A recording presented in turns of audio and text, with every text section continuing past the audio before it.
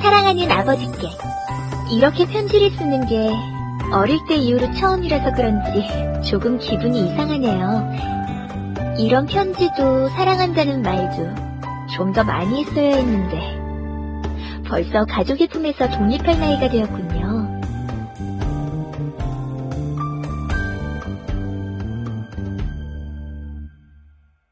지난 8년은 이제 아름다운 추억이 되었어요.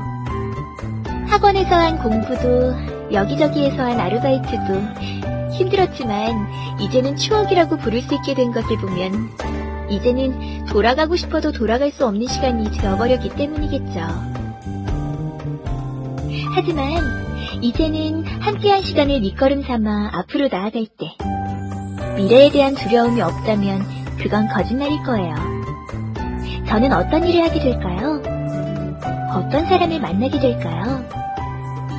모든 것이 안개 속에 숨어있는 것 같아서 두렵기만 해요. 물론 언제나 저를 걱정하고 계신 것은 알아요. 제가 건실한 직업을 갖고 행복하게 살아가기를 바라시는 것도 잘 알고 있어요. 하지만 제게 빛나는 길은 너무 멀게만 느껴지네요.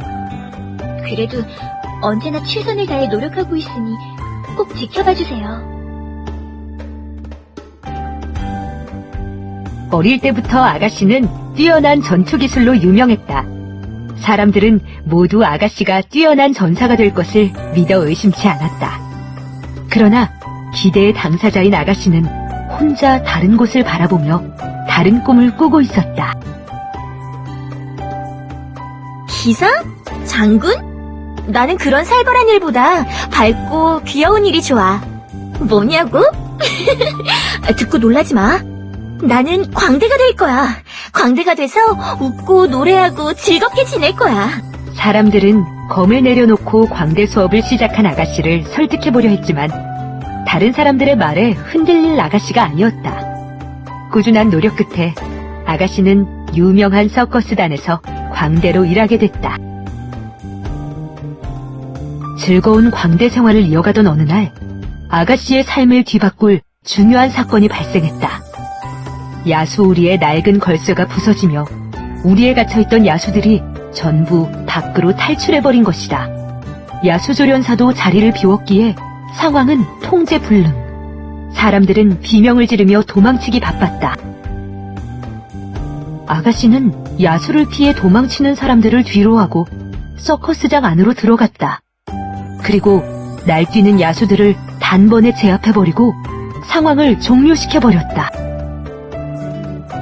뒤늦게 사고에 대해 알게 된 야수조련사는 아가씨의 용감한 대처를 크게 칭찬하며 자신의 후계자가 될 것을 제안했다. 제가 야수 조련사라니 흥미진진한데요. 열심히 하겠습니다. 그날부터 아가씨는 야수조련사의 후계자가 되어 야수를 길들이는 기술을 배우게 됐다. 힘과 기술만으로 야수들을 길들이는 것은 불가능했다. 야수조련에는 야수를 제압하기 위한 힘과 기술뿐만 아니라 야수에게서 온전히 복종을 받아낼 때까지 견뎌낼 강인한 인내심이 필요했다.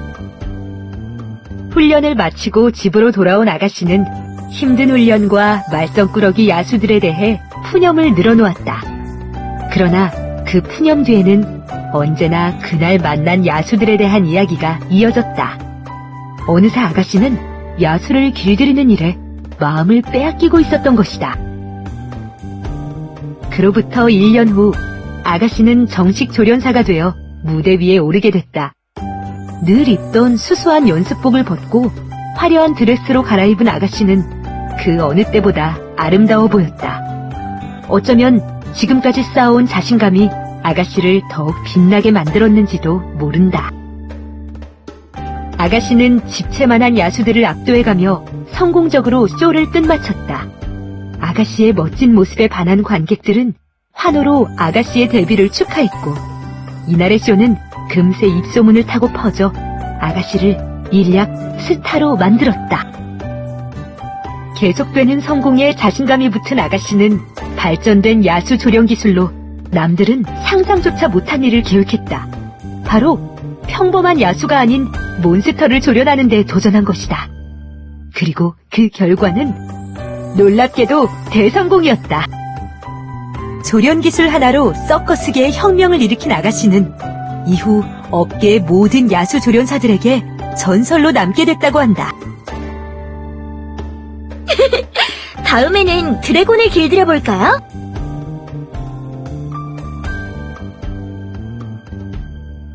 죄송해요.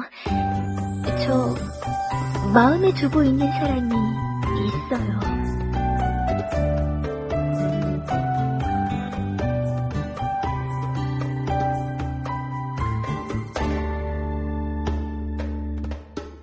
제 마음속에 있는 분은 엠브리오를 위해 수련을 쌓고 있다고 했어요. 이름은 미카엘이라고.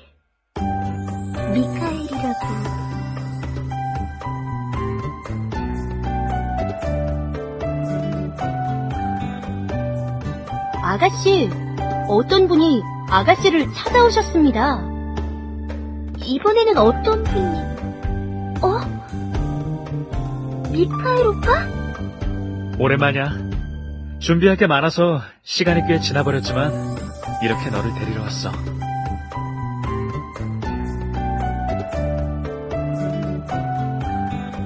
맨 처음 성 밖으로 나온 내게 손을 내밀어 준 것은 어린 소녀였던 너였지.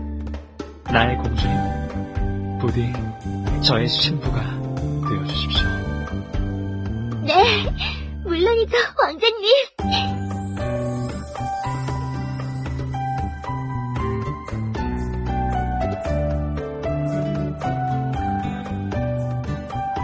나를 세상에서 가장 행복한 프린세스로 만들어 주실 거죠? 내 모든 것을 걸고 맹세하겠어. 너를 세상에서 가장 행복한 신부로 만들어줄게. 아버지, 오늘이 제 생애 최고의 날인 것 같아요. 오랜만이야, 용사. 8년 동안 아이를 기르느라 고생 많았어. 오늘 내가 당신을 부른 건 지나간 시간에 대해 이야기를 나누기 위해서야. 나 같은 천상의 존재에게는 찰나에 가까운 시간이지만 인간들에게 8년은 매우 긴 시간이겠지? 그럼에도 당신과 당신의 아이를 지켜보는 것은 제법 흥미로운 일이었어. 무엇보다 전사로 살아온 당신에게서 부모의 자질을 발견했다는 점이 가장 흥미로웠지. 우리가 처음 아기 고양이를 당신에게 맡기기로 했을 때 그 아이는 천상계의 순수와 무한한 가능성을 지닌 존재였어. 그런 아이가 지금의 삶을 살게 된 것도 전부 당신의 보살핌 덕분이겠지. 물론 그 아이가 가진 재능을 제대로 살리지 못한 점은 좀 많이 아쉬워. 그 아이의 재능을 좀 더 발전시켰다면 조금 더 나은 삶을 살게 됐을지도 모르니까 말이야. 그래도 이 또한 당신과 당신의 아이가 열심히 일궈낸 삶의 모습. 우리 아기 고양이도 나름 자신의 삶에 만족한 것 같으니 그 마음을 존중해줘야겠지? 남아있는 미련과 아쉬움은 잠시 접어두고 그 아이가 걸어갈 미래를 응원해주는 건 어떨까? 그리고 용사, 만약 당신에게 새로운 기회가 주어진다면 그때는 아이가 다른 운명을 선택할 수 있게 해줄 거지? 기대해볼게.